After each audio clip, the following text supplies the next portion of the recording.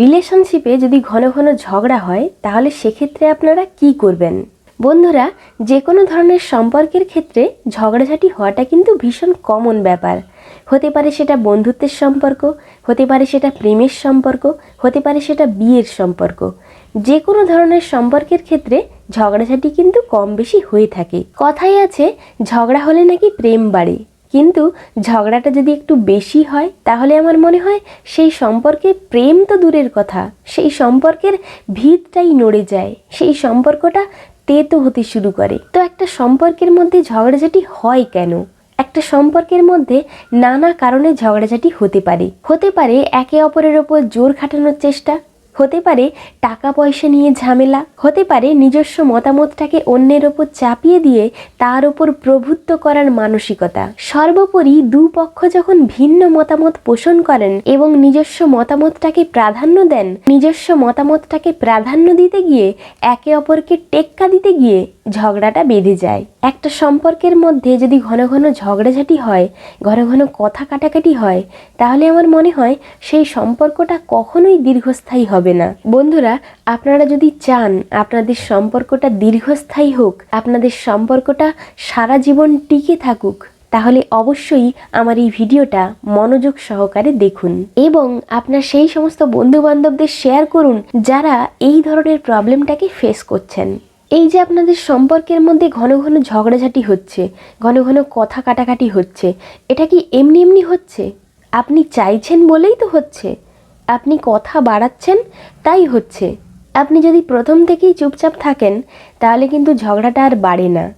সুতরাং প্রথম থেকেই মুখে লাগাম দেওয়ার চেষ্টা করুন। যখন আপনাকে সে কিছু বলছে সেই কথাগুলোকে মাথা ঠান্ডা করে শুনুন, রিঅ্যাক্ট করবেন না, উত্তেজিত হবেন না। যতই খারাপ কথা বলুক না কেন, চুপচাপ মনোযোগ সহকারে তার কথাগুলোকে শুনুন, কোনো রকম রিপ্লাই দেবেন না। আপনি যদি রেগে গিয়ে রিপ্লাই দেন তাহলে কিন্তু রাগের মাথায় আপনার মুখ থেকে উল্টোপাল্টা কথাবার্তা বেরোবে, যার ফলে ঝগড়াটা কিন্তু আরও বেশি বাড়বে। রাগকে কিভাবে কন্ট্রোল করবেন এই বিষয়ে কিন্তু আমি আগেই একটা ভিডিও বানিয়েছি। যারা রাগকে কন্ট্রোল করতে পারেন না তারা অবশ্যই আমার এই ভিডিওটা দেখবেন। যে কথা নিয়ে বেশি ঝগড়া হয় সেই কথাগুলো কম বলার চেষ্টা করুন। ঝগড়ার সময় পুরনো অতীতগুলোকে তুলে এনে সেইগুলো নিয়ে ঝগড়া করবেন না। বর্তমানে যে সমস্যাটা হয়েছে সেই সমস্যাটা নিয়ে কথা বলুন, সেই সমস্যাটা নিয়ে আলোচনা করুন। ঝগড়ার সময় তুমি আমাকে 1 বছর আগে কি বলেছিলে, তুমি আমাকে 6 মাস আগে কি বলেছিলে, তুমি আমাকে 1 মাস আগে কি বলেছিলে, তুমি আমাকে 1 দিন আগে কি বলেছিলে, তুমি আমাকে সেদিন কি বলেছিলে, এই রকম অতীতের কথাগুলোকে তুলে এনে বর্তমানের সমস্যার সাথে মিশিয়ে নিয়ে ঝগড়াঝাটি করবেন না। তাতে করে ঝগড়াঝাটির পরিমাণটা আরও বেশি বেড়ে যাবে এবং আপনাদের সম্পর্কটাও খারাপ হবে। অতীতের কথাগুলোকে তুলে তুলে ঝগড়া করার পরে পরিবার নিয়ে ঝগড়াঝাটি শুরু হয়ে যায়। কার মা কেমন, কার বাবা কেমন, এইগুলো নিয়ে ঝগড়া বেঁধে যায়। এরপরে চলে অশ্লীল ভাষায় কথাবার্তা। বন্ধুরা, কখনোই ঝগড়াঝাটির সময় একে অপরকে অপমানজনক কথাবার্তা বলবেন না। এমন কিছু কথা বলবেন না যাতে একে অপরের মনে আঘাত লাগে, কারণ অপমানজনক কথাবার্তা বললে সেটা কিন্তু কেউ সহজে নিতে পারবে না। স্বাভাবিকভাবে সে কিন্তু প্রতিক্রিয়া করবে।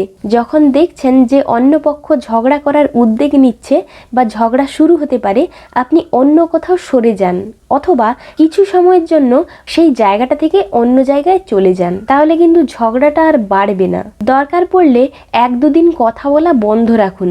1-2 দিন পরে যখন তার রাগটা কমে যাবে তখন তাকে ঠান্ডা মাথায় জিজ্ঞেস করুন, তুমি আমাকে এই কথাগুলো কেন বলেছিলে বা কি বলতে চেয়েছিলে আমাকে।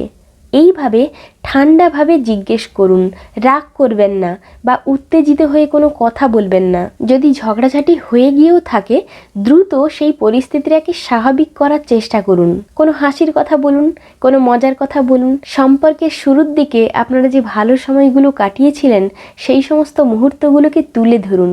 আপনার যদি কোনো দোষ থেকে থাকে নিজের দোষটাকে স্বীকার করে নিন, তাহলে কিন্তু সম্পর্কটা আরও মধুর হবে। এই যে আমাদের একে অপরকে টেক্কা দেওয়ার মানসিকতা, আমি হার মানব না, আমি মাথা নত করব না, এই যে মানসিকতা, এই মানসিকতাকে কিন্তু ঝেড়ে ফেলতে হবে। দুপক্ষের মধ্যে কেউই যদি মাথা নত না করতে চায়, দুজনের মধ্যে কেউই যদি হার না মানেন, তাহলে তো ঝগড়া চলতেই থাকবে। সে ঝগড়া বন্ধই হবে না। সে যখন ঝগড়া করার উদ্যোগ নিচ্ছে বা ঝগড়া করার জন্য কোনো কিছু বলছে, আপনি চুপচাপ থাকুন, কোনো রকম উত্তর দেবেন না। আপনি রেগে গিয়ে দু চারটে কথা শুনিয়ে দিয়ে আপনি ভাবছেন আপনি জিতে গেছেন, কিন্তু আপনি যে আপনার সম্পর্কটাকে একটু একটু করে শেষ করে দিচ্ছেন সেই বিষয় কিন্তু আপনি ভাবছেন না। আপনার সম্পর্কটা একটু একটু করে শেষ হয়ে যাচ্ছে। এই রকমটা যদি চলতে থাকে তাহলে আপনার সম্পর্কটা কিন্তু বেশি দিন বজায় থাকবে না। আপনার আচরণে পরিবর্তন আনুন, এমন কিছু আচরণ করবেন না যাতে করে ঝগড়া বেঁধে যায়। অনেক সম্পর্কের ক্ষেত্রে টাকা পয়সা নিয়েও কিন্তু ঝামেলা হয়। টাকা পয়সা নিয়ে মারধর, ঝগড়াঝাটি, হাতাহাতি, চুলোচুলি অনেক কিছু হয়। বন্ধুরা, যদি এমনটা হয় তাহলে আমি বলবো, আপনারা যখন প্রথমবার সম্পর্কে আবদ্ধ হয়েছিলেন বা প্রথমবার আপনারা সম্পর্কে এসেছিলেন, তখন তো আপনারা সব কিছু জেনে শুনেই করেছিলেন বা জেনে শুনেই আপনারা সম্পর্কের মধ্যে দুজনে এসেছিলেন যে এই রকম আমাদের ক্ষমতা, আমরা এই রকমভাবেই দুজনে চালাতে পারবো। সেই বুঝে আপনারা সম্পর্কটা শুরু করেছেন। তো এখন যদি আপনারা বাজেটের বেশি আশা করেন, সেটা কিভাবে সম্ভব হবে? বাজেটের বেশি আশা করবেন না। আদর্শ সঙ্গী খোঁজা বন্ধ করুন।